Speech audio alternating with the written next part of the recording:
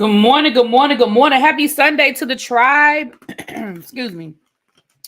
Happy Sunday, tribe. What's going on? Happy holiday weekend. Hope everybody is having a great weekend. I'm just glad that I have an extra day. Got tomorrow off. For people who don't have tomorrow off, I'm sorry.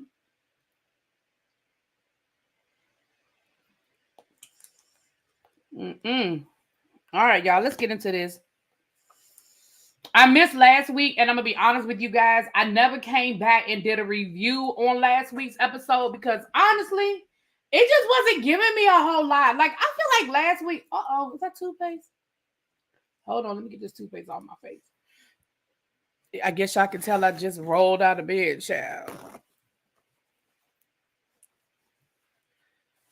I did take a shower, though, so don't start talking about me. I did take a shower, honey. Forgot to put my watch on. It's still upstairs. Child, we'll try to get down here and get ready for the people.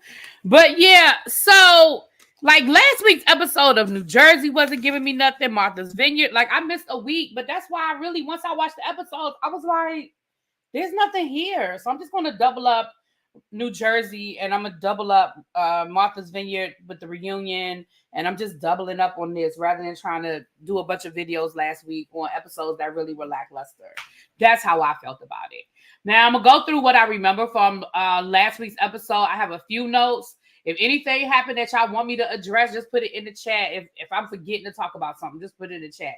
Because honestly, I just don't remember a whole lot. I did go back and watch some of it, but I wasn't going to rewatch that whole episode. I'm just telling y'all the truth. I'm just telling y'all the truth.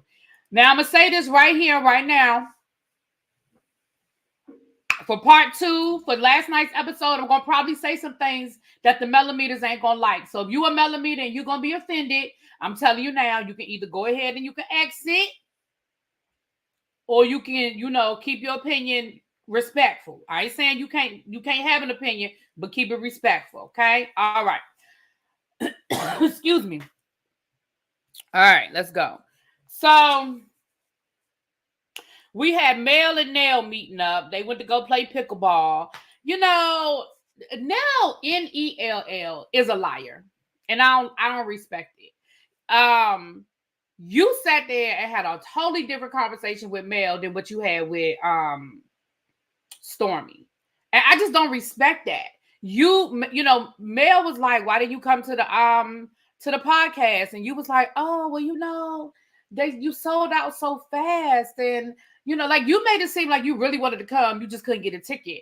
And Mel was giving you that side eye, like, girl, stop playing with me. First of all, Stormy told you she had an extra ticket. You could have used one of hers. Second of all, you could have called Mel and you could have got in there. Now, I'm going to get back to this whole podcast situation when we get to Kimmy and Tisha and Mel. Because, well, actually, I'm going to say it now because I might forget to say it. Y'all know how my brain works. I might forget to say it. What I find very interesting about this podcast situation is this. Even though Nell lied about why she didn't go, because she didn't want to go, because you was in your feelings about what you felt like Mel did to Martel, because you said that to Stormy. So that's number one. So, I appreciate the fact that she apologized, but the problem is you're apologizing for the lie. You're not apologizing for the truth. So I can't even take your apology into consideration because you're apologizing for what you didn't do. Like you're not apologizing for, well, I really was in my feelings about what happened, what you did to Martel because I misunderstood or I didn't have all of the facts and I didn't want to come to the podcast. You apologizing because you're like, yeah, you're right. I could have tried harder to come if I really wanted to. So, okay, you apologize, but what you apologize for. But let me say this about this podcast situation. Once again, this is an example of of Carlos King being messy. There is absolutely no reason in the world why anybody on that cast didn't have tickets to that show, especially the women. Carlos King, first of all, it's your show in your city and you're their boss. This should have been a mandatory group scene for the ladies. I feel like all of the women should have had to be, at the very least, should have got a ticket. Mandatory. Well, yeah, mandatory. It's your job. I feel like this should have been a mandatory group scene. I feel like Tisha and Kimmy, Nell, Stormy, Hell, even the new girl, this Trish girl that they trying to shove down our throat. We're gonna get back to her because I got some feelings about Miss Trish. But even this Trish girl that they trying to shove down our throat, all of them, it should have been mandatory. Why? I don't understand why any of them should have had the option to not be there. It is your boss having an event that's being filmed for the show that you're on in the city that you live. I don't understand why this was an option. The only thing I could think of is one of two things. Either one, Carlos didn't originally intend for this to be part of the show. It was just going to be on his YouTube channel, which I don't believe. I believe it was always intended to be on the show. Or two, Carlos wanted to create these scenes for drama for the show because there's really no other reason why. There's honestly no other reason why. Because I'm going to tell you a little tea. Y'all ready for a little tea? Y'all ready to hear this little tea coming? Y'all ready for the chinga-chinga-ching? Get your teacups out. Y'all ready? Because I know that's what the conversation was here in DC. And those women are in a much worse place than the cast currently is in Love and Marriage on Love and Marriage Huntsville. Tisha and Kimmy and Mel can film scenes together. We saw it happen in this episode, right? They're at a place where they could be in the same room and film a scene together and not end up arguing and fussing. I don't think the ladies of DC are at that place yet. They are not in a space where they could be in a room and film. Hell, they got into it at the damn podcast. That's the part I think that's the tea I forgot to tell y'all. I don't think I ever did come back and tell y'all that tea.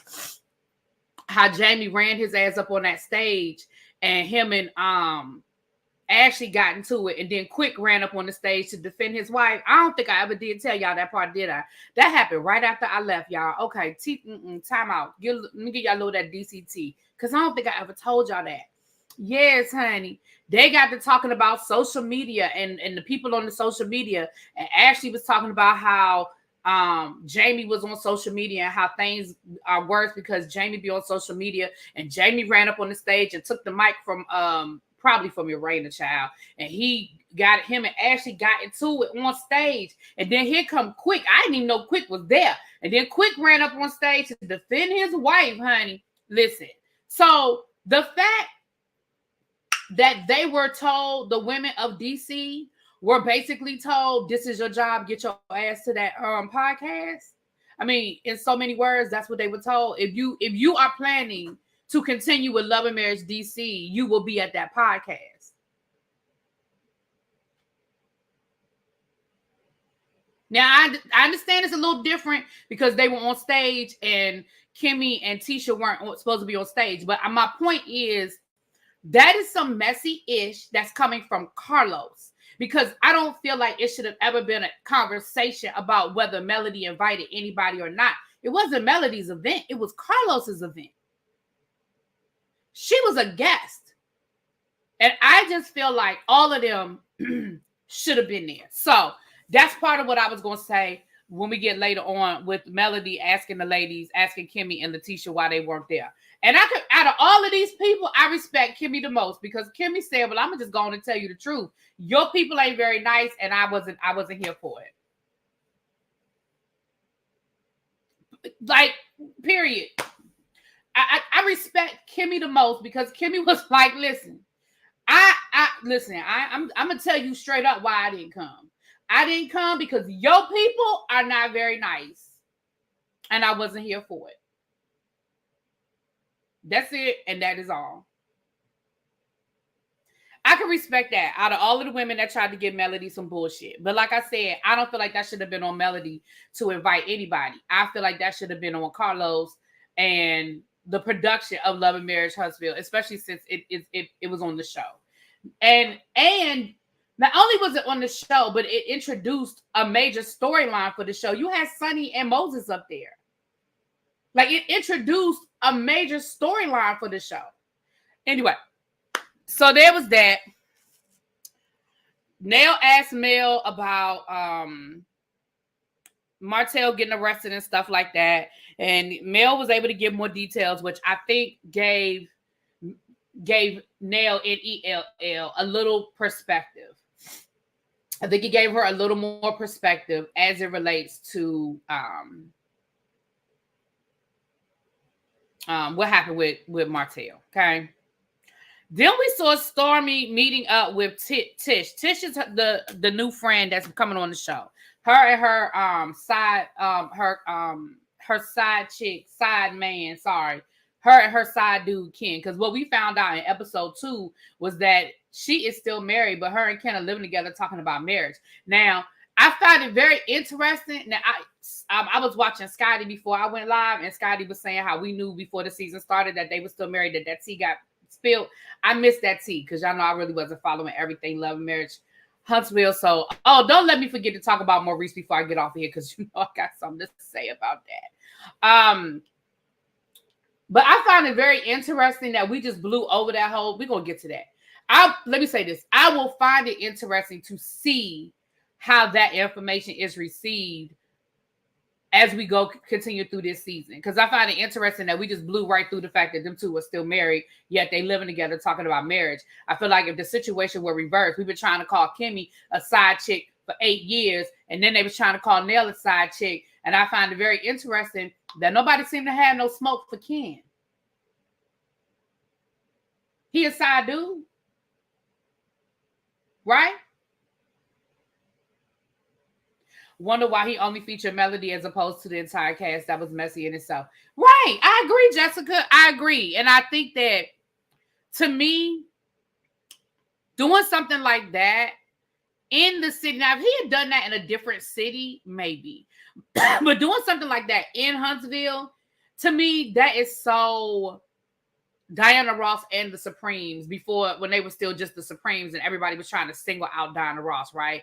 That was very Beyonce and Destiny's Child, even though they were still Destiny's Child, right? We know that Melody is the breakout star. Nobody is going to question that. Nobody's going to argue that. Melody Holt is the breakout star of Love and Marriage Huntsville. However, it is still an ensemble cast. And I do think it was messy for him to do that in Huntsville, film it for the show, and make it a part of the storyline, and you did not extend it. It's clear that he did not extend it to everybody. It's clear that he didn't extend it to everybody, because why did Stormy have to buy tickets? Like, I mean, that's great that Stormy bought 4 tickets. Nobody on that show should have had to buy a damn ticket. Like, can we...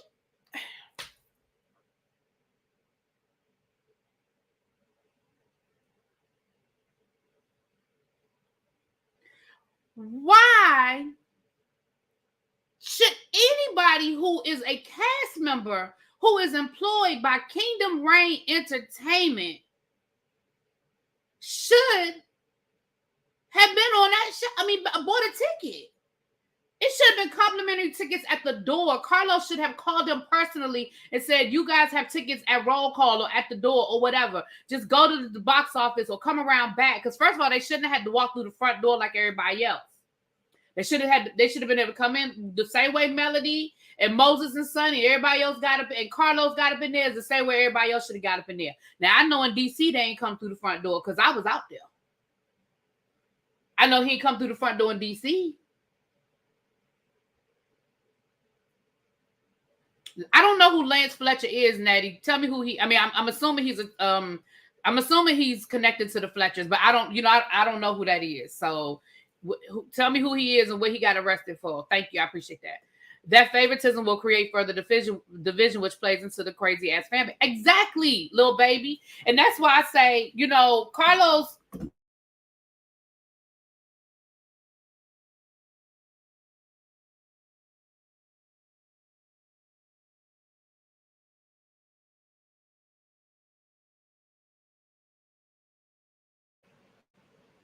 Anyway, can y'all hear me now? Or better yet, here's your call sheet and time, and we're filming. Right, little baby. Exactly. Okay, so let me keep going, child. I'm still on episode 1, honey. And episode 1 really ain't give me all of that. So we meet Stormy's new friend, Tisha. She's introduced to us. We find out that Tisha and Stormy have been friends for a very long time. We found out that Courtney knew Tisha as well. Tisha has gone through a very tumultuous time. She was in a marriage that she was trying to get out of. Now, in episode 3, that y'all tell me if I'm wrong because I don't want to be insensitive at all. But in episode 3, it sounds like they alluded to the fact that her ex-husband was maybe borderline abusive. Did y'all get that vibe? That she was saying that he was, I mean, she didn't say that he like physically assaulted her repeatedly, but what it sounded like was that maybe he had a really bad temper or their fights got really nasty and ugly. And did y'all get that impression? But in the first, in episode 3, it sounded like she was putting it on him, right? But then in last night's episode, she sounded like she the one with the aggressive issues and the anger problems. Is it me? Or was she saying that she developed that as a result of the marriage? Well, he ain't the ex-husband, child. They still married. Like, help me out. Because I almost feel like we got 2 different stories from last week to this week. Last week, I felt like it was more, he did this, my husband did this, my husband. It was so horrible. It was so miserable. I got depressed. I went inside of myself. I didn't come out because I didn't want to talk about what was going on. And also, last week, did she not give us the impression that they weren't married anymore? Did I not get the impression? Right, because Stormy was calling him Mr. Exactly. And if listen, if nothing else, when somebody calls a man Mr. And you know they're referencing the color purple, come on now. You already know what that comes with. So, side piece of handcuffs. You know what Jessica said? So is it safe to say the theme for Huntsville will forever and always be side piece? Baby, it's going to be side piece and handcuffs. It's side piece of look at this. Child. These pants I have on, I just took them out of the laundry. Why I still had the fabric sheet, child. Why was in the pocket though? How did it get in the pocket? Anyway. So, but then this week it sounded like it was her, and Ken was things were rough in the beginning, and she was so violent. Even her and Stormy was talking about how they used to have weapons and stuff. I was like,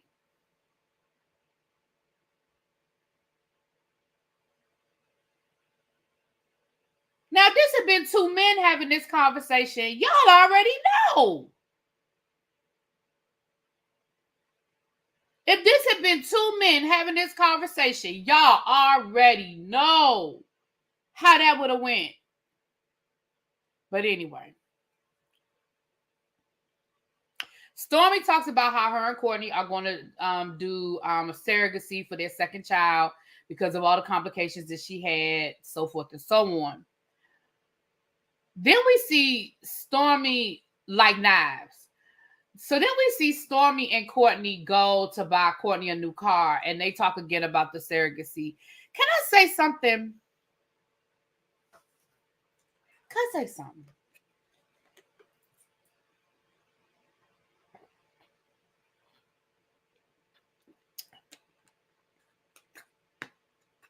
Let me say something. I like Stormy. I do. I like Stormy. I know some of y'all don't like her, and that is fine by me. Look, I like Stormy. I really do like her.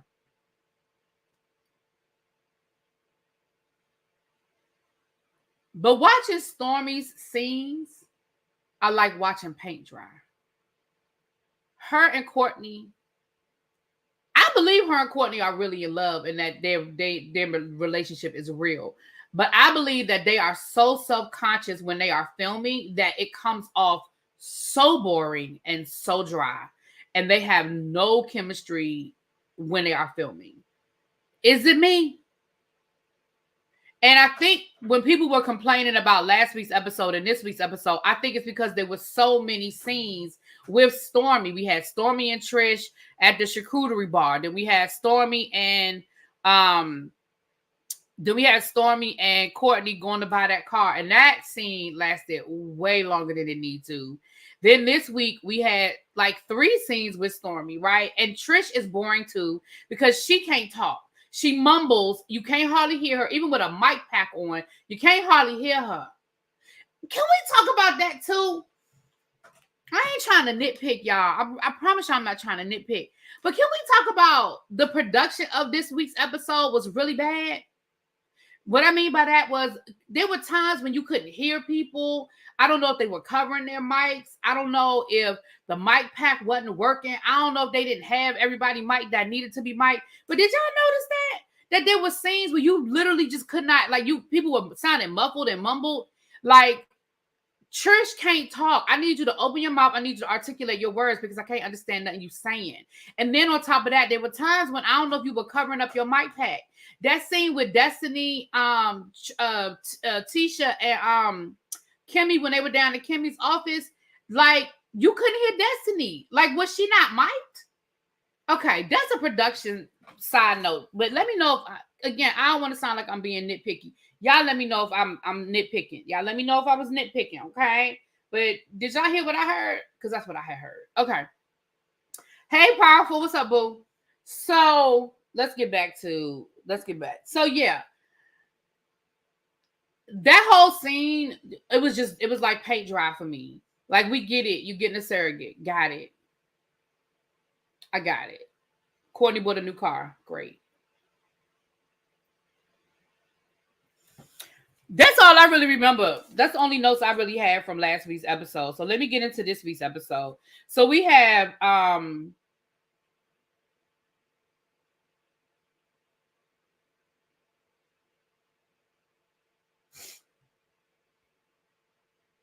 I wrote Trish and Kim. Oh, that was the other thing too. My bad. Hold on. Let me before I go. Tish, is it Trish? She wanted to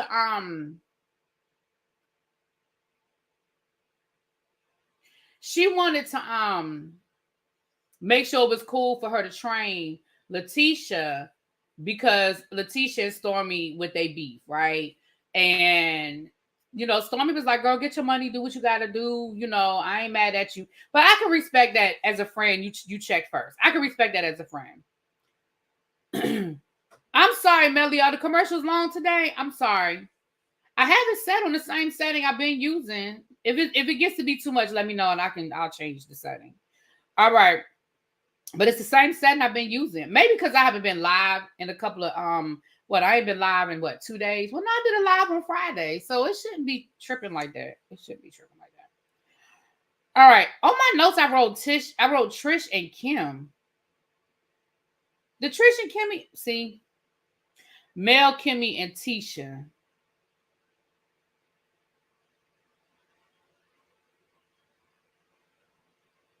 If something happened in that scene, I don't know, because all I wrote was Trish and Kim.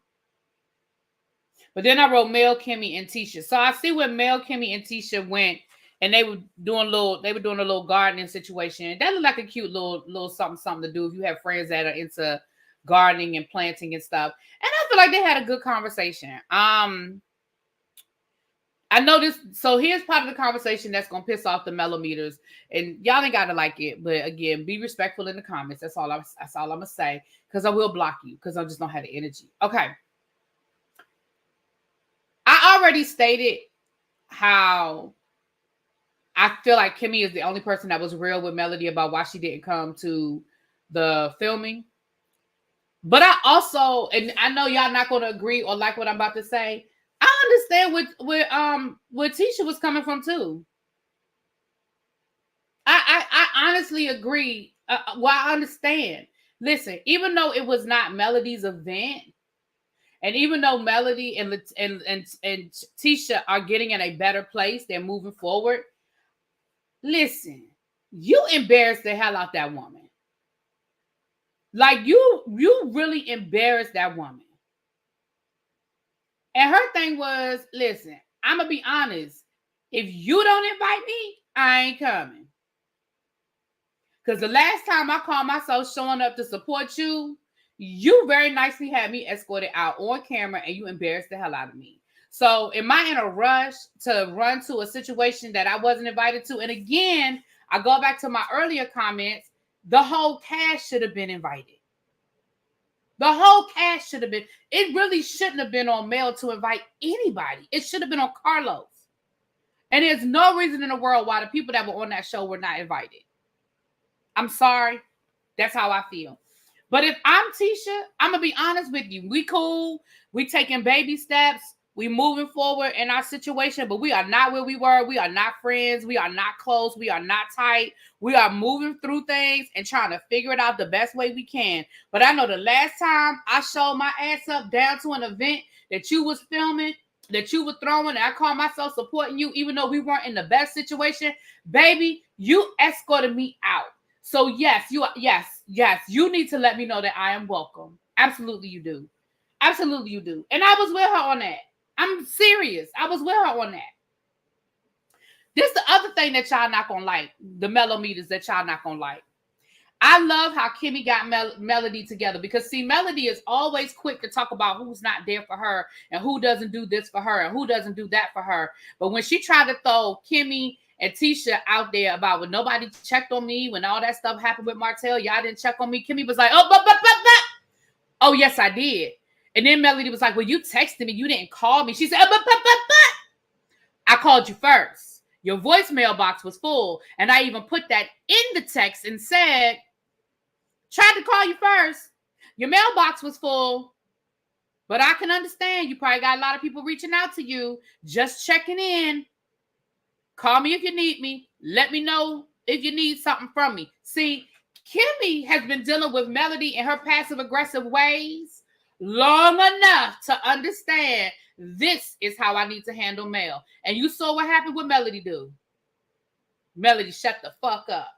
I apologize. I'm sorry. No, you were absolutely getting ready to make it seem like they weren't there for you. You were trying to make it seem like them people wasn't there for you. Now, Tisha was like, yeah, you right. I ain't called. Tisha said, you right. I ain't called, girl. She said, listen, our situation is still so fragile. I don't never know whether you want me to reach out or you don't want me to reach out. Like, I just don't know where I stand right now. I don't know where we stand. I don't know where I stand. I don't know how this situation stands. So Tisha was like, you right, I didn't. You right, I didn't. But Kimmy was like, what you not gonna do? You're not gonna put me in it. I called you first. I texted you. I sure did. And I love that Kimmy put it in the text. Tried to call you first. Your mailbox was full.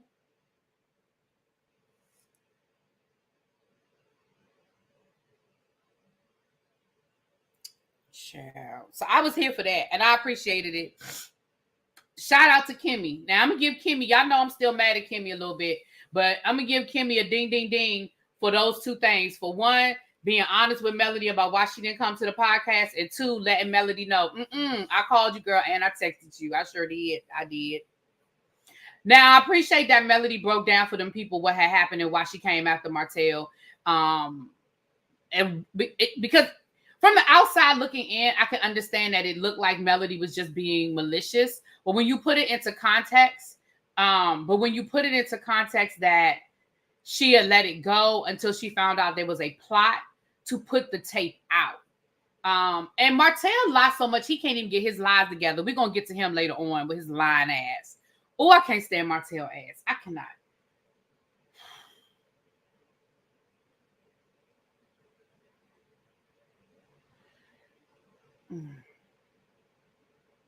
I just can't stand his ass. And I agree with Tisha Tisha not calling or knowing when is a good time, because Mel always says she wants nothing to do with them after they film. Right, Shantia, and that's my thing. Like, Melody, you are a victim of your own words, right? You tell them that after filming, you need a break. You tell them that they're just co-workers, they're not friends. You tell them these things, but then when it's time to create a scene, now it's a different conversation. I agree with you 100%, Shantia, on that one. Mel talks about her downtime away from the show and breaking off from the cast when they aren't filming, so I understand. Tisha saying, I don't know when the right time. Right. I understood Tisha. Again, and I appreciate Tisha being honest about it, right? See, here's the thing I loved about that scene was that I feel like they were being very honest with Mel. It wasn't aggressive. It wasn't nasty. It wasn't rude. It wasn't taking shots. It wasn't none of that. It was just an honest conversation, right? It was a very honest conversation, and I appreciated that. And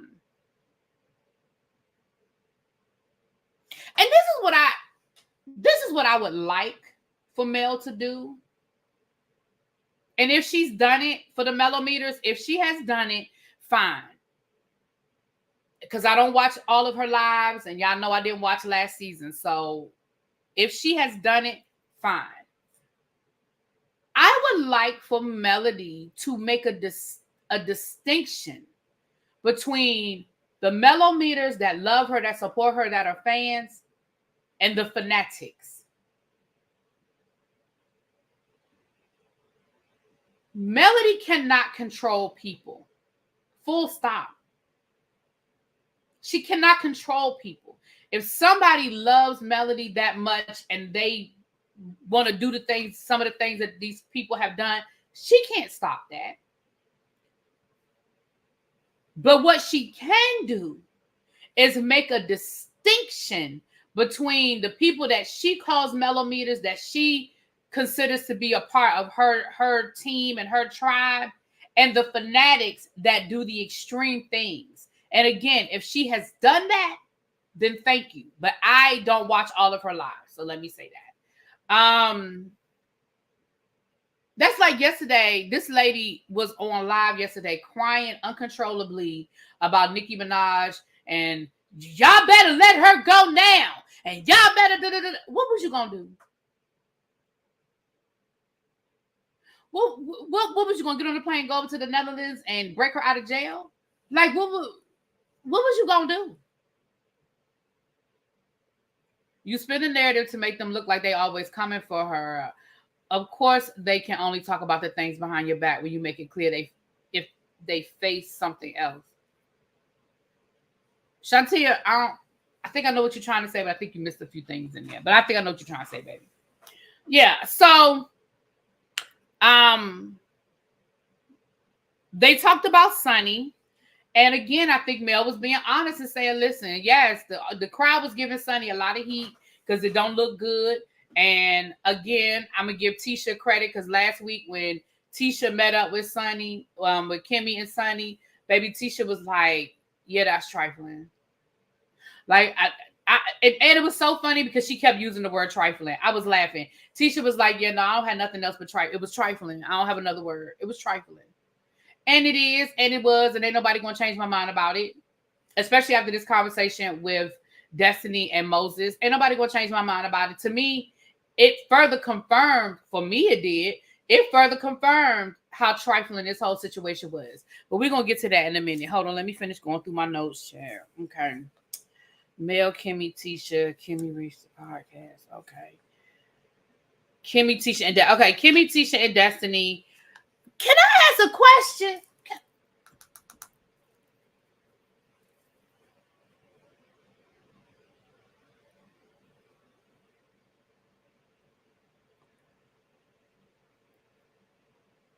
Why does it take Marceau so long to finish a project that involves something for him?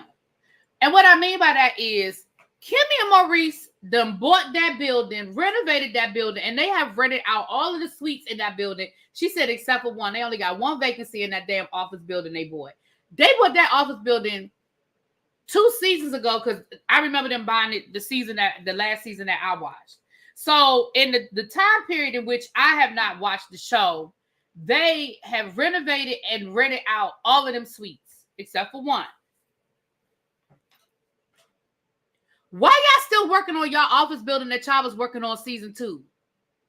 That is the same. Now, the only thing y'all have been able to complete is black. That is the only thing. Why are y'all not done with that office part? Tisha talking about it's not quite done yet. Girl, what are y'all doing? Are you waiting for 24 karat gold tile to come in? What the fuck are y'all waiting for? Same thing with this house. What is wrong with the house? Why y'all can't get this house done? I understand what Marceau said about the rocks and how they had to do all this excavating and it was it was worse than what they thought it was. But hell, they built Chateau Charest faster than this. Like, it is literally, and I get it. I know that COVID slowed stuff down too, but I'm sorry. Listen, I have seen whole housing developments in my area get built in the time that they still waiting to get this house built. I mean, do they even have a foundation on this house yet? Is it still just a mountain? Is there even a foundation?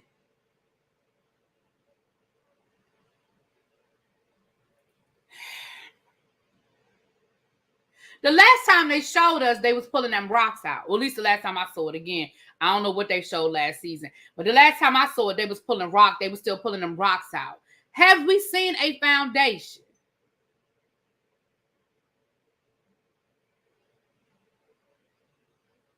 I think Marcel does most of the work himself, but for paid projects, he probably has hired help. Basically, he's cheap. Yeah, Kimberly, because at this point, you could have got a crew and in probably 2 weeks could finish up that damn office building. Now, the house, that's a different conversation, but I'm sorry. Not only am I not going to be cheap on where I'm going to be living, not only am I not going to chinch on where I live, but I'm going to make sure that my family good. I'm not going to have my family going from rental property to apartment buildings to rental properties to Airbnb. No. Hell, word on the street is he doesn't complete any jobs. So you know her personal stuff not getting. Cheryl said word on the curb is he don't finish nothing. Word on the curb. Cheryl said they don't finish nothing. Child. So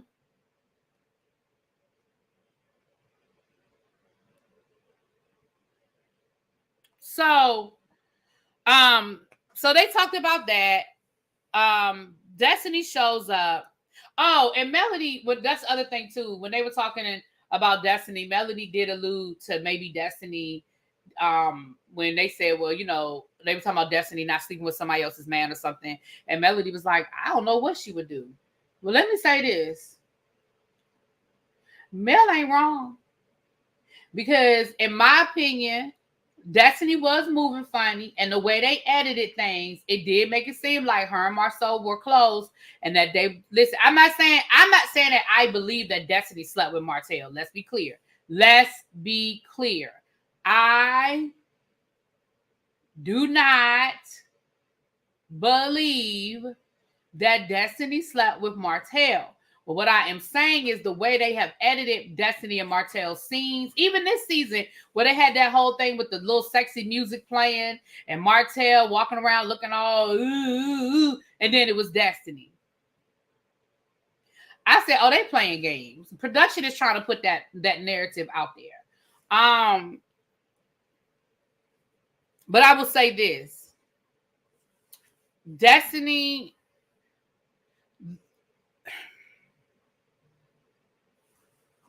That scene really was just a setup for us to get to the scene where Destiny is going to talk to Moses at the end of the episode, honestly. I mean, once again, she just reiterating the situation. You know, she said that her and Sonny were close. They were friends. She said she's got text messages where Sonny is like, miss you, girl. You know, da-da-da-da-da. They did let us know that Sonny got fired. Now, Carlos has been keeping it cute, saying she was no longer with the company. But they did let us know that she got fired. So now I got questions. What she get fired for? I mean, I know that's not something that Carlos legally can really tell us. But baby, what she get fired for? So she got fired from Kingdom Reign Entertainment. Why?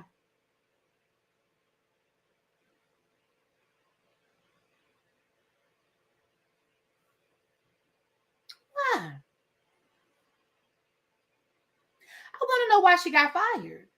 Because if she got fired for something dealing with maybe inappropriate behavior or inappropriate relationships or something along those lines, now we can link it in with, well, she seems to have a pattern of these things.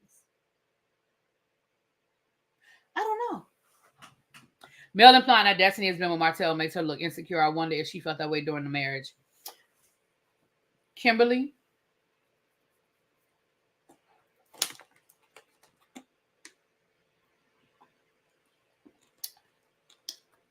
For the people, little baby know, because little baby not new here. Little baby been here since the beginning. I told y'all that 5 years ago.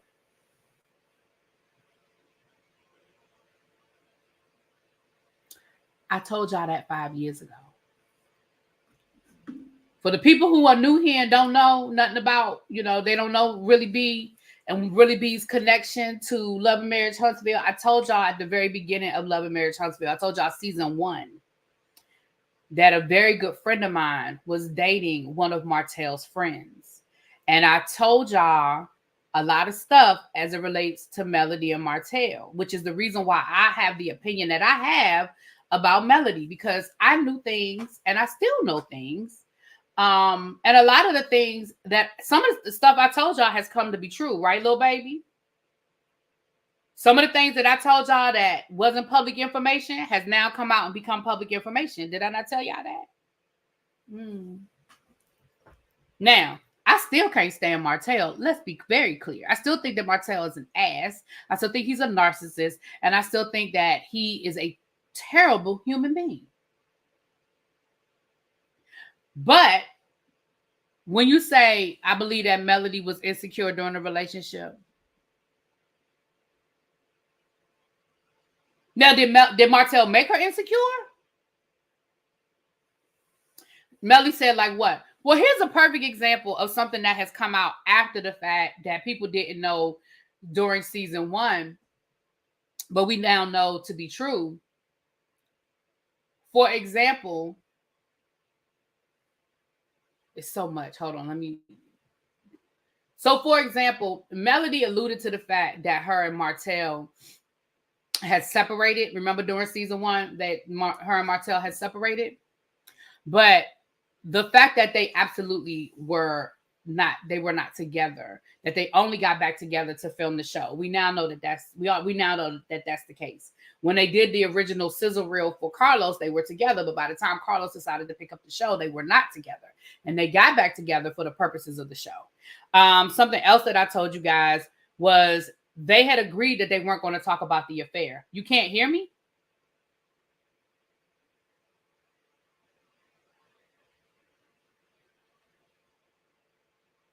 Who can't hear me? Y'all can't hear me?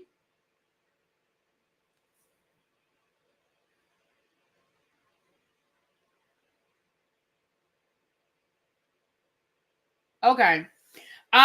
Yeah, they agreed that they weren't going to talk about the affair.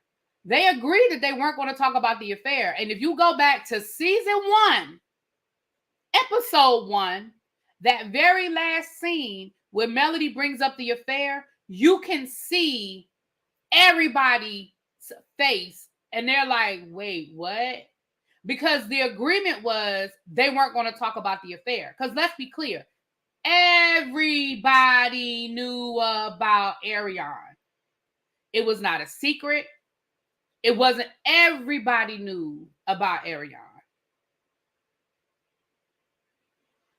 Everybody knew about Ariane. But they weren't going to talk about it on the show. Melody brought it up. So, the situation, remember when Melody, she has admitted it now that Melody rolled up on Ariane with some people. She drove to Ariane wasn't even living in Alabama anymore. She was living in a whole different state. And Melody drove to that woman's house to whoop her ass. Now, again, I ain't saying she was wrong for it. Let's be clear. I ain't saying she was wrong for it. But these are the kinds of things that I told y'all season 1 that has now come out. This is the stuff that has now come out, right? Melody absolutely knew about Ariane.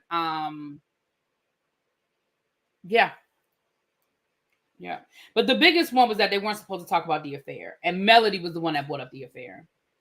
Mel did not agree, according to Kimmy, at the reunion. Martel asked him not to bring it up, not Mel. Well, I'm gonna just say that's not how it was relayed to me, but whatever. Mel did not agree. Okay. So anyway, but yeah, if y'all go back to my season 1 reviews, child, I was telling y'all all kinds of stuff. Because again, at the time, a good friend of mine was dating one of Martel's best friends, and she didn't watch the show. So she was like, there's some show. And when I was telling her, she was like, what? Because she didn't, like I said, she didn't watch the show. Yeah, I didn't think that was true either, Powerful. That's not my understanding. My understanding is that they agreed that they weren't going to talk about the affair. That was my understanding. But again, I'm not about to argue about something that happened 4 years ago.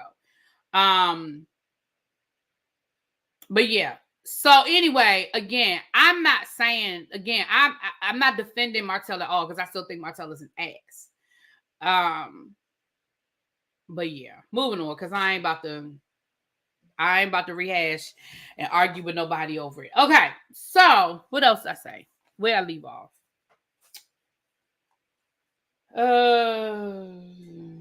Martel and Nell, Nell. I have to keep saying Nell and Mel, Mel and Nell, but Martel and Nell, Nell.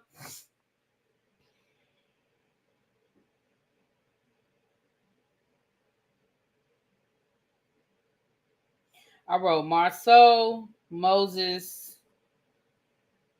I gotta do it better. Maurice. Oh, that's the next scene. Martel met up with Nell, and Nell basically confronted him and was like, Nell was like, look, bro, I had your back. I was really trying to go to bat for you, but then after I talked to Melody and I got more information, like, you had a tape. You were gonna put a tape out? I wasn't gonna put no tape out. She was bullying. Every time Martel says she was bullying me, it does something to me. It does something to it makes my skin crawl every time he says, she was bullying me. She was bullying me. I just wanted her to stop bullying me. Like, it just does something to it makes my skin crawl. Right, respectfully cheating. That was season 1. That was the very last scene of season 1. They were at somebody's house for dinner. It was either, I think they were at Kimmy and Maurice's house for dinner. And Melody brought up respectful cheating. Yep, that's what it is. Right, Auntie Didi.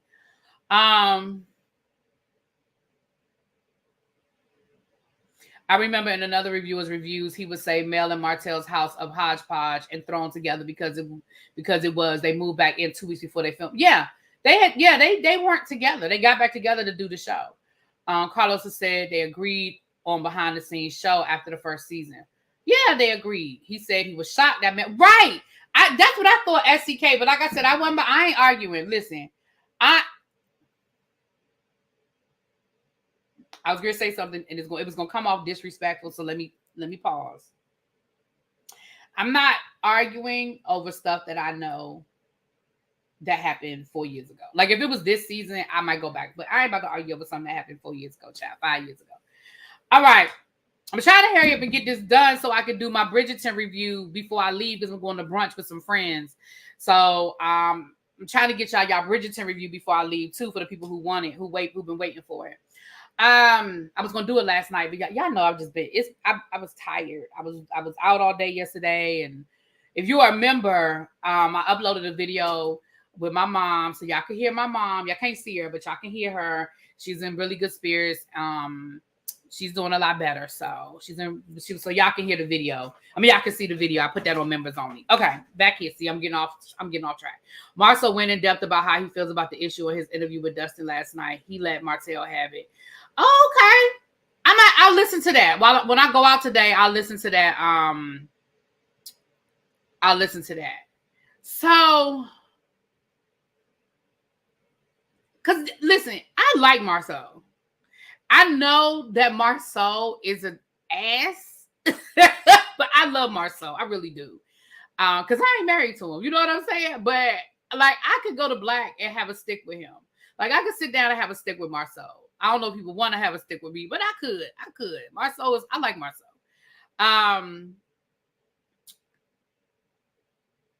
So anyway, so Martel is whining to Nell, Nell.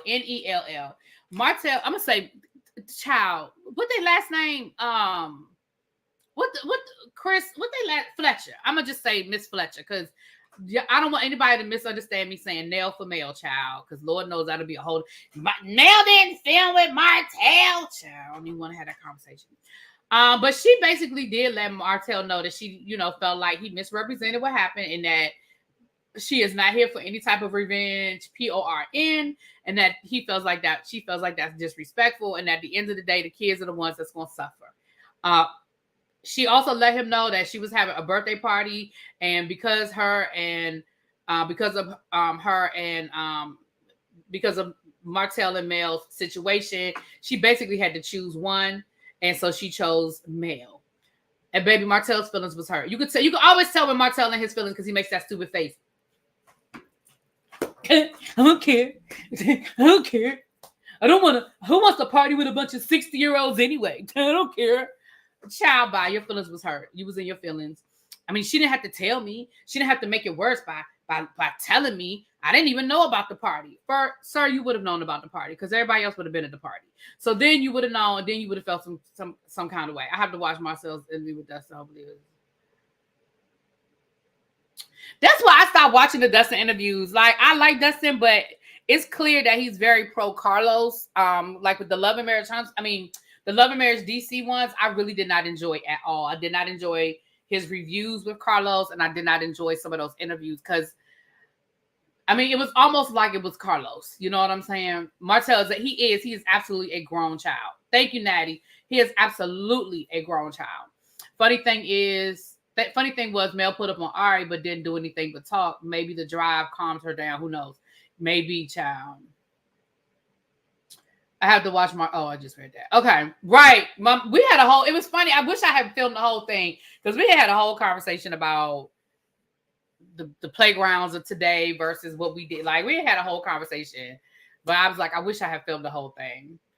But I'm going to listen to it though, y'all. I am going to listen to it because I want to hear what Marceau has to say. So that was pretty much that conversation. And then Martel called Nell a side chick.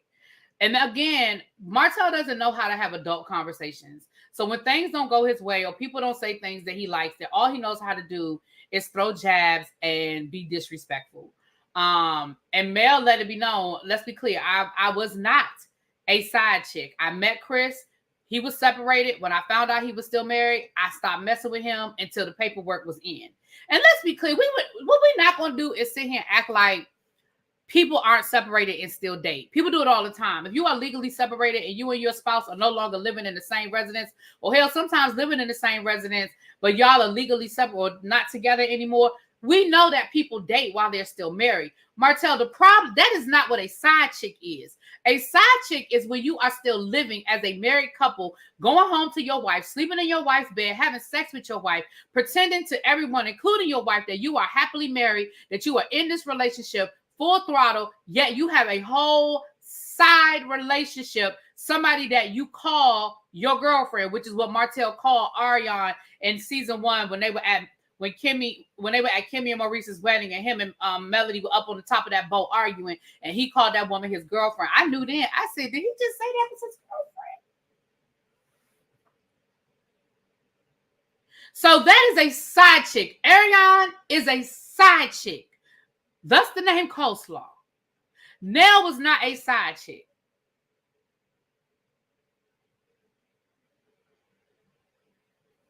And even though I joked at the beginning of this episode about Ken being a side chick, he ain't a side dude. Technically, he's not a side dude either because this woman is legally separated. They just ain't finished the paperwork, but she ain't living with her husband. Her husband ain't living with her. And they are very public and out about their relationship. They just still married until they get the paperwork together. So I was joking about that, but technically he's not a side chick. Okay. I was joking though.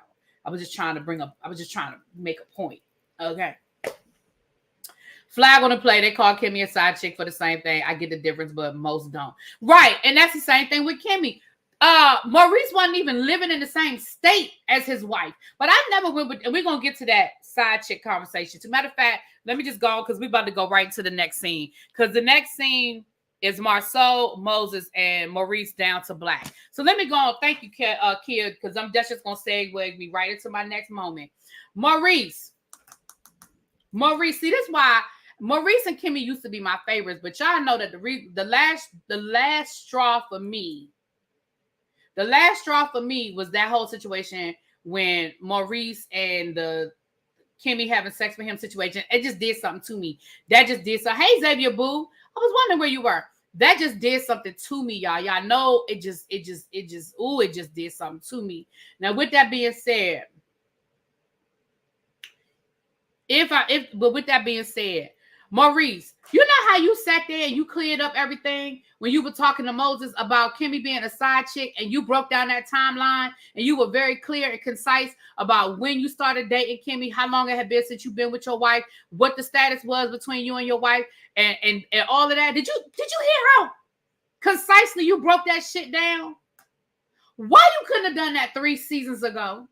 When the rumors first started about Kimmy being a side chick, that is what Kimmy has been asking you to do for 3 seasons.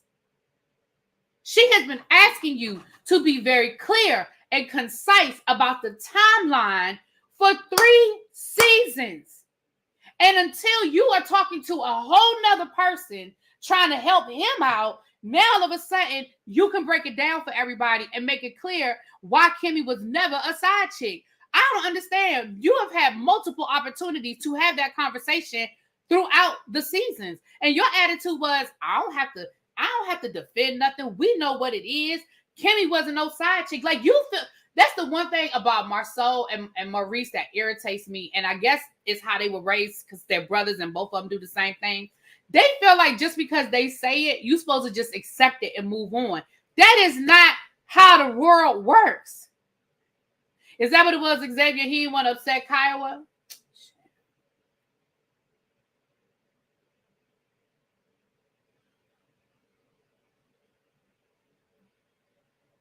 He didn't want to. There are some circling the block and separate. Now, that's true too, Auntie Dee. There are definitely some circling the block of relationships and marriages and separations. That's why in some states, the law is very specific about sexual relations. It's not even about whether you were living in the same residence. It basically was like, when was the last time y'all had sex?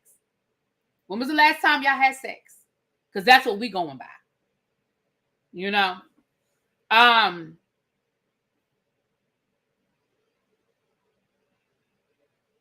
They're trying to break this down for Moses and let him know how rough this is going to be on him, how messy the whole situation is, and how basically the commenters, the bloggers, the reviewers, the blah, blah, blah, blah, blah, how hard it's going to be. And Moses was like, man, I don't care. I'm good. I already know what it is. Which this further tells me, hey, Cross Country Cruiser Boo, this further tells me that Moses wanted to be on the show and Destiny kept him off the show. Because he is way too eager to jump in and think he got it all figured out. That says to me that Moses really wanted to be on the show and Destiny kept him off the show. That's how I feel. Now, I could be wrong, but that's how I'm walking away from this. That is how I am walking away from this.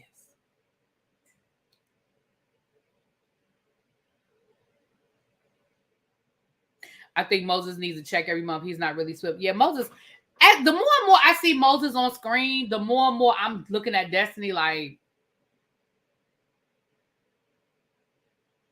that's who you was messing with? Because they just don't seem equally yoked. I'm going to leave it at that. They don't seem equally yoked, child. Stormy, Courtney, Ken, and Trish. I feel like I already talked about this. It was like watching paint dry. They went to the gym together, and it was boring as fuck. Courtney told the people he wasn't going to work out. Courtney said, I'm not doing this. I'm not working out.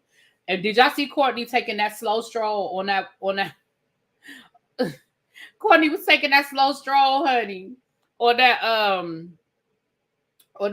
treadmill. Courtney said, I'm not doing this. I'm not working out.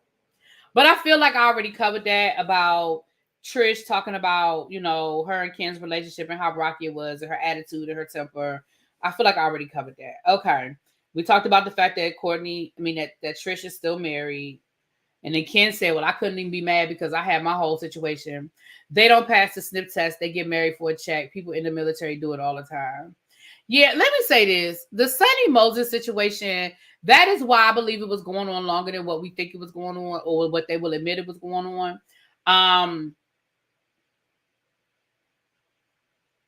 Let me just call a thing a thing. Let me be honest with you. Ken and Trish, Can I just call a thing with this Ken and Trish situation? It's 166 of y'all in here. Please make sure you've hit the like button. If you are not subscribed to our sister channel, y'all know going over there is pinned at the top. Members only on the ReallyBTV side. Everybody else can chat on the ReallyBTV review side. And don't forget to get your saved from Bleach Bomb Bad Built Body t-shirt. Okay. The only reason why Trish is on this show is because she's got a situation with Martel. Now, I don't know who told Carlos about it. I don't know who called production and said it. But the only reason why Trish and Ken are on this show is because Trish had sex with Martel. They're giving us this foundation to try to make us care. They're giving us this whole foundation about her fitness and her relationship and her marriage and her new man. They're giving us this. They are laying this whole foundation because they want us to try to care about them before they drop that bomb. Well, number one, we already saw it in the trailer. So I honestly don't care about none of this because you done already showed it to me in the trailer. And I don't know who told Carlos, but somebody done told production or Carlos. It was probably them. You know, I used to mess with Mark. It was probably, I'm going to tell you who it probably was. It was probably either Stormy or Trish herself. You know, I got a situation with Martel. You know, me and Martel used to yada, yada, yada and the boo, da boo, da boo. And Carlos was like, get him on the show. There is no other reason. Because there's nothing about them. They don't film well. Like I said, Trish can't even open up her mouth. They don't film well. Right? There was no... And it takes me back to when Carlos was talking to Winter and Ashley when he did his interview with them during during the Love and Marriage DC season. And he said that when he found out that the Duncans had a connection to Joy and that with the whole band and Joy, that he said that's why he wanted them on the show. He never wanted them on the show because he was interested in their story or what they could bring to the show. He was interested in their connection to Joy and how he could turn that into a storyline. Because when Joy wouldn't cooperate, he threw the Duncans away. When Joy wouldn't film and wouldn't play up that storyline the way Carlos wanted her to, he threw the Duncans away. So it was never about the Duncans. It was never about what they could bring to the show, what other things they had going on, their many businesses and connections to the community and all the different things that they do. It was never about that. It was about this messy ass storyline.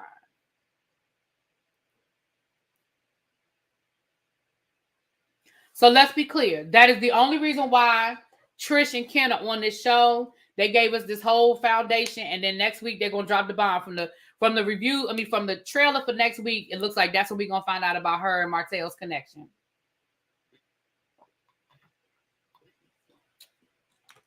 And that is it. That is all. So I'm gonna just call a thing, child. I'm gonna just call a thing a thing.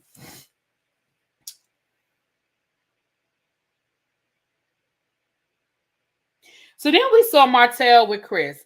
I'm glad to see Martel with no builder's license done finished a house faster than Marceau done finished his office space for his own business. But neither here nor there, child. Neither here nor there.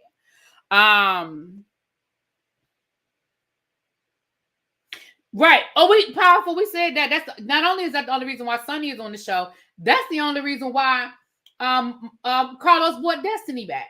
And like I said, I've said it and I will continue to say it. And I don't mean no disrespect to Destiny, but I feel bad that Destiny needed a check that badly because I refuse to believe that there would be any other reason why she would put herself through this embarrassment other than the fact that she needs the check. And I know that they say Carlos don't pay his people a lot of money, but it's more than zero.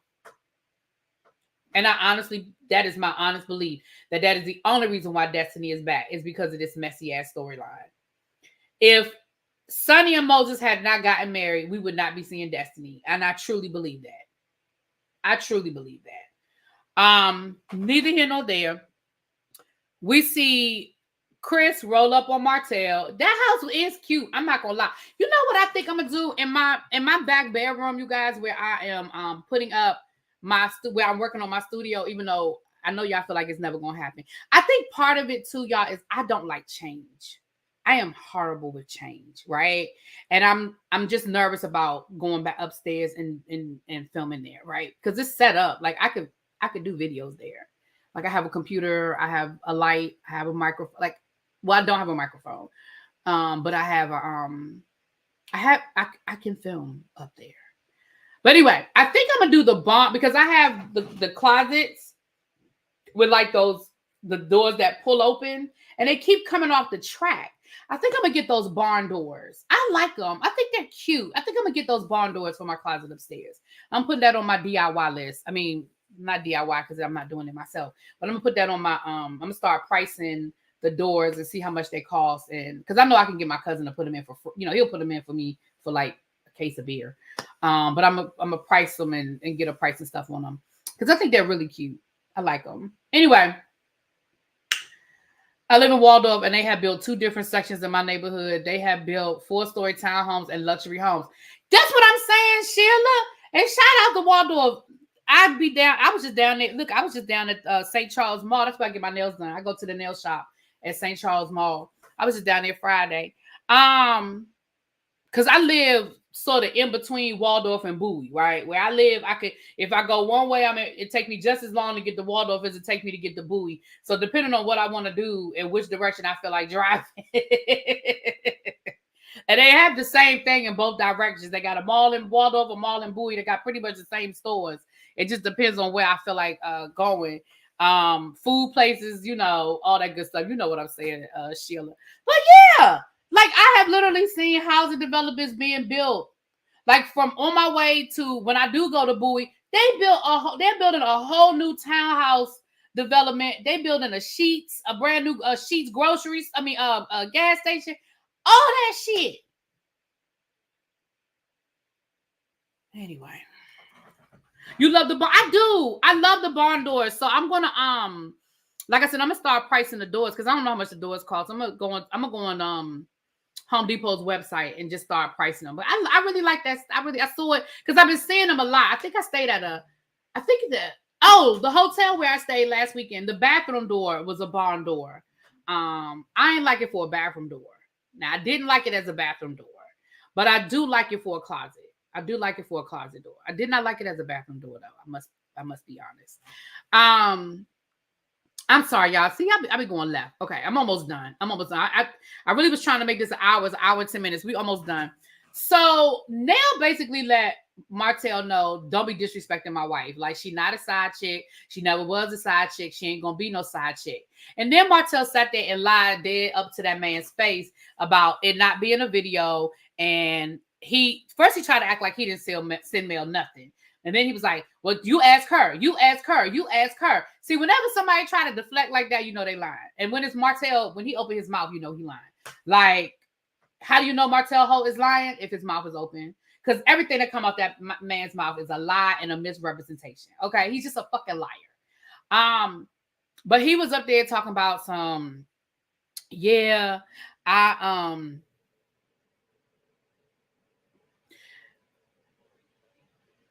don't think she was a side chick. See, Xavier, you came in late when I went through the definition of a side chick. I missed a lot of that last season, so I don't know. But neither here nor there. My thing is this. Even if it were true, which I don't believe is true, but I don't know. I didn't watch all of the interviews and all of that. If Martel is supposed to be your friend, why are you out here calling my wife out? Like that's not like, you're supposed to be my friend. You know what I'm saying? But that's why I said Martel ain't here for nobody but Martel. Nobody but Martel. And if anybody believes differently, I got a bridge in Brooklyn to sell you. If you don't understand that, he is not here for anybody but himself. Anybody but himself.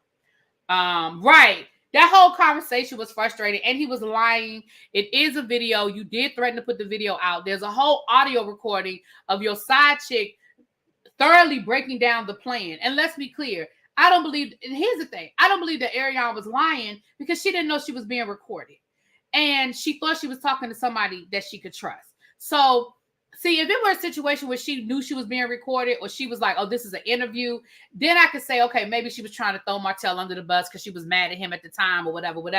But when it is a pure recording of somebody that's in a comfortable space where they think they're talking to a friend and they just telling their business, I believe everything Ariane said. I do. Now, again, if she were on a live and she just said it off the top of her head, then nah. If this were like, I'm interviewing you, do you mind if I record what you're saying? Then nah, I'd be like, nah. But when you did not know you were being recorded, and it was so detailed.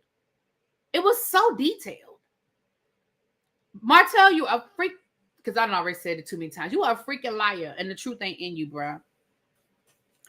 Now let's get to this last conversation with Destiny and Moses. Now I understand that some people are having an issue with this scene. Let's be clear. I just told y'all why we had to sit through this scene, because that's the only reason why Destiny is here.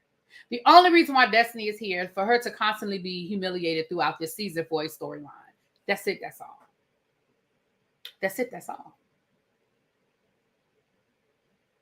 We have not asked Destiny what she's doing now that Madani is closed, how she making ends meet, what's her next move. Like, every time we see her, she's showing up in designer this and designer that, which we all know is probably rented or borrowed, child. But she showed up in that brand new Mercedes SUV truck. Destiny, none of us are buying it, ma'am. None of us are buying it. Like, I'm here for you keeping up a good front and presenting well. I ain't mad at you. You ain't supposed to show up looking dusted and disgusted. I understand that. But let's be clear. None of us are none of us are buying it. Okay? We're not buying it, and that's my opinion. Who's beef with Chris Fletcher? So let me tell you what I walked away from in that conversation. Destiny and Moses were together. Things weren't going well. Sounds like in April, they probably had we're going to walk away from this. We've come to the end of the road conversation, but they continue to have sex. That is what it sounds like to me. Because when Destiny said, well, you continue to love me until August, to me, I feel like that was a nice way of her saying we continue to have sex. Now, here's what I'm going to say about this. If they lived in the same city, then I'd be like, well, sometimes couples, like we just said earlier about when people are separated and they circle the block. Okay, well, sometimes couples, find themselves falling into bed. They find themselves, in the middle of the night making a booty call. Doesn't mean that we got back together. Doesn't mean that we're in a relationship again. However, in their situation, that's long distance. If y'all were still seeing each other, that means somebody was still putting in an effort. That means that either he was still coming to Huntsville or she was still going down to Louisiana or St. Louis, wherever the hell he lived. And that means that people were putting in an effort. That's a long way to go for a booty call. So, yes, maybe in August, we had this conversation. We ain't together. It's not me and you, blah, blah, blah.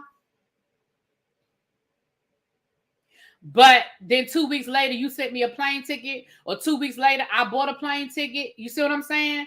So what it says to me was, Moses, you were messy. Moses, this did overlap. Destiny absolutely thought that y'all was still doing something. She felt like something was still going on with y'all well into August. She said you were still sending her the good morning baby text, the how was your day baby afternoon text.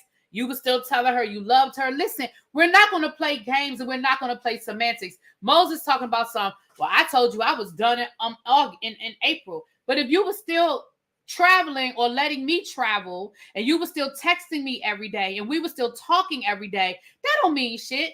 Couples get into fights all the time and be like, F you, I'm out of here. I'm going home. I don't want to be with you anymore. And then 2 weeks later, y'all at the movies. Couples do it all the time. And because this was long distance, that means that there was effort put into y'all seeing each other and spending time together. Moses talking about something, you weren't there for my birthday, and I felt like I wasn't a priority. Why wasn't she there for your birthday, bruh?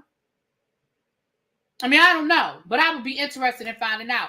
Is it because she was dealing with situations? We know she had some legal situations happening. We know that she is still fighting custody with her ex-husband. Could she leave? Did she have the finances to fly down? Did you offer a plane ticket to fly her down? I don't know. How long? What's the driving distance between Huntsville and, is it St. Louis? Can somebody Google that for me, please, and find out how far of a drive it is from Huntsville, Alabama to St. Louis? Is that where he lives, St. Louis? Please, somebody, can y'all Google that? I'm just interested. I'm curious. So, listen, bruh, you absolutely, positively cheated on Destiny, misled Destiny, and you were dating Sonny and Destiny at the same damn time. We're not going to blur those lines, and we're not going to mince those words, and I don't care what anybody said. Right, Destiny said he sent her money. You sent her money in August. Now, again, you could say, well, we've been friends for a long time. It's 6 hours. Okay, so that's a 6-hour drive. That's a long way to go for a booty call. Now, 6 hours ain't shit. Y'all know I do road trips all the time. 6 hours is me going to Charlotte. And y'all know I drive to North Carolina all the time. But I still don't wake up in the middle of the night and be like, thank y'all for Googling it for me. Thank you, everybody. Thank you. But y'all know that I don't wake up in the middle of the night and be like, Abby, I'm going to be in Charlotte in 6 hours. No, we have conversations. You know I'm coming. I don't just pop up nowhere that I got to drive 3, 4, 5, 6 hours to get to. So let's be clear, sir. Even if y'all weren't flying, even if y'all were driving back and forth, that's a commitment. A 6-hour drive is a commitment. You packed a bag, you're going to be there a couple of days.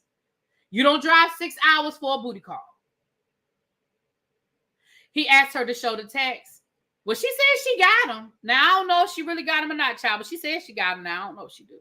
But I believe her. I believe Destiny. Now, do I believe that they were having problems? Yes. Do I believe that they were arguing a lot in between that? Absolutely. I don't think they were in a good space. But I do believe that Destiny felt that they were in a situation where they were working on their relationship. That is my belief. That is my belief. That Destiny thought they were in a situation where they were working on their relationship. That's what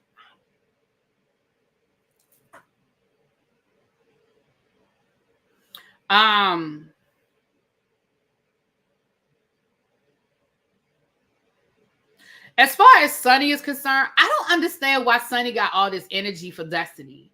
Like, first of all, I feel like you should be out of it. That's between Moses and Destiny.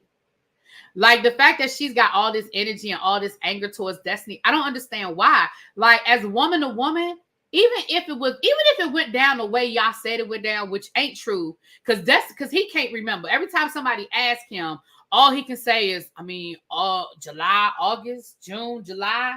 Like, bruh, y'all lying. Because on the podcast, didn't they say that Destiny and Moses broke up in January?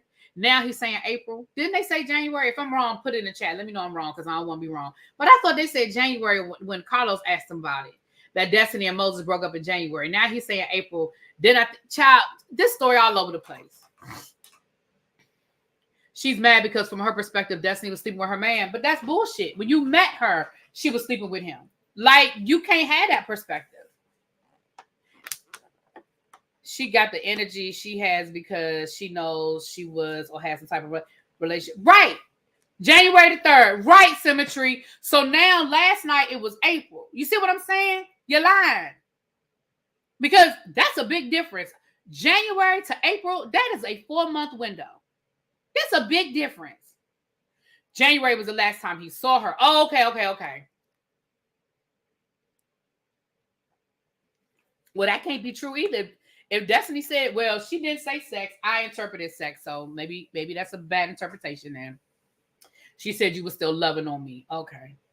Now, Destiny, I do have that question. Now, if you hadn't seen that man, and if you hadn't seen him since January and it was now August, now Destiny.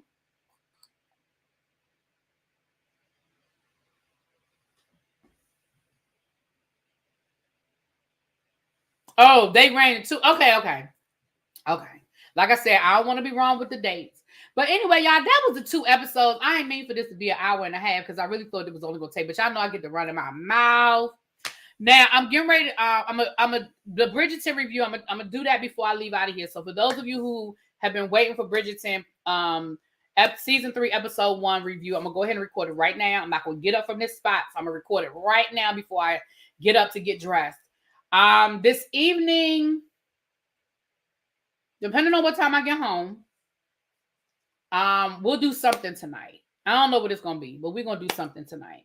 Thank you for reminding me. Thank you, Des Hobb. So Maurice asked and messed around and got arrested for DUI yesterday. So I have a couple of questions. Question number 1, how the hell you get arrested in the afternoon for DUI? Unless the paperwork is wrong, baby, on that paperwork, it say he got arrested at 12 o'clock p.m. Sir, how are you that drunk? Now, they said that they was down to the brunch with Funky Dineva, and they was drinking with Funky Dineva. But y'all, can I say this? And he lucky as hell he didn't sit in jail until Tuesday. Because it's a holiday weekend too. They said he got bonded out last night. But he lucky as hell he didn't sit. I don't know. I guess they had a magistrate come in on Saturdays down in Alabama. Because I know up here in DC, you get arrested on a Friday, baby. You are there until Tuesday. The brunch is today. Oh, the brunch is today. Well, didn't they say that they had footage of him with Funky Dineva at Black?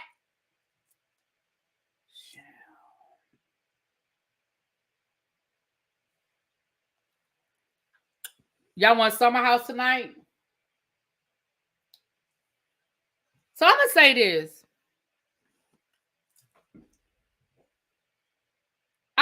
In this day and age, I really have no respect for a person. He got arrested at the pre-show. Right. Maurice, number 1, you are an attorney. So you have now put your career in jeopardy. Number 2, you have money. You could have got an Uber Black. Number 3, you were at your brother, allegedly, you were at your brother's establishment, which means that there were any multiple of people that could have gotten you home. It sounds like if he got arrested at 12 o'clock, let me tell you what it sounds like happened. It sounds like he went somewhere. He did go, they were there Black Friday night and he got drunk. It sounds like he slept somewhere because he still had on the same clothes from Friday night, right? According to the footage. Y'all ever been so drunk that you wake up and you still drunk?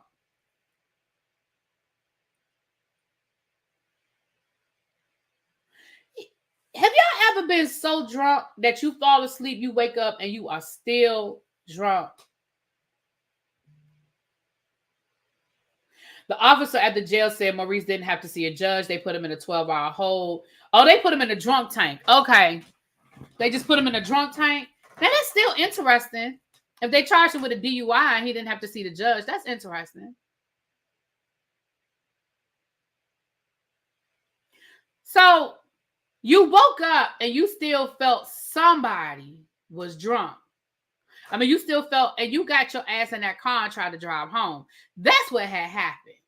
That's what it sounded like happened. And unfortunately for you, you ran into a cop that was like, something don't look right here, and pulled you over, and you were still, clearly, you still blew, or it was enough of a suspicion. So, I'm going to say this.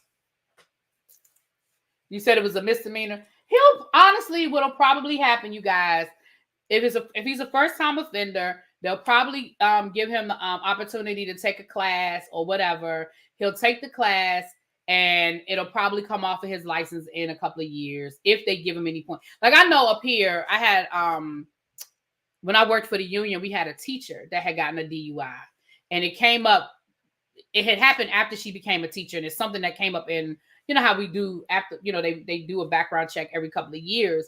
And she had gone into a program where she took the classes, and then I think like after 2 years or something like that, if she didn't get another one, it would come off of her record. It may be something like that. I mean, the fact that they let him walk out of there, and it's a misdemeanor, it's not that serious. I mean, of course, the bloggers are going to blow it up. They're going to talk about it for the next 2 weeks, child. But it's not, a DUI is serious. That's not what I'm saying. I mean, the charges aren't that serious. Like, it doesn't sound like he hit anything or anybody. It doesn't sound like he gave the police a hard time. It doesn't sound like, it doesn't sound like he made it worse by being belligerent or anything like that. Even in his mugshot, he looks like, fuck. You know what I mean? The look on his face in his mugshot is like, fuck. Right. Pam said that exactly, Mel. Pam said that when lawyers get their bar license, they get the AA list. Absolutely. Exactly. So I just don't think, I think this is a nothing burger. I saw some bloggers connecting this to his current litigation against some of the other bloggers. Listen, I understand that y'all don't like Maurice and y'all don't like nobody other than Melody. I get it. I understand that there are people who have dedicated their whole YouTube to defending Melody and talking about everybody else on the show. I get that. That's fine. But please understand, it's not that serious. And this has absolutely nothing to do with the current litigation. It's not going to affect it one way or the other. I promise you. Because the lawsuit deals with you guys saying that he had all of these other things on his record prior to. Him doing something now has absolutely nothing to do with the fact that y'all said that this man was a drug dealer and this man had all these arrests and he had a record and he had done all these horrible things. That has absolutely nothing to do with what happened with this DUI. That's probably going to end up getting thrown out. It really doesn't. I need y'all to stop. I saw some bloggers saying, you need to drop the charges. This ain't going to be good for you. Why? I mean, drop the lawsuit. Like, it has absolutely nothing. One has nothing to do with the other. I promise you it doesn't. I know y'all want it to. I know that y'all don't like. I get it, but it doesn't.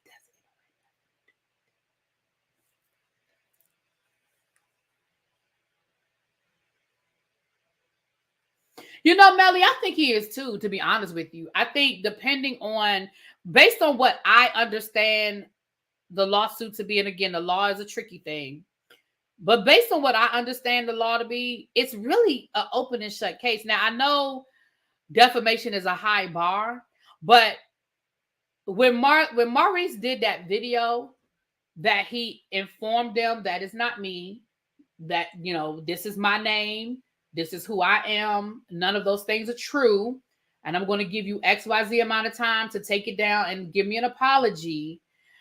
That was the warning.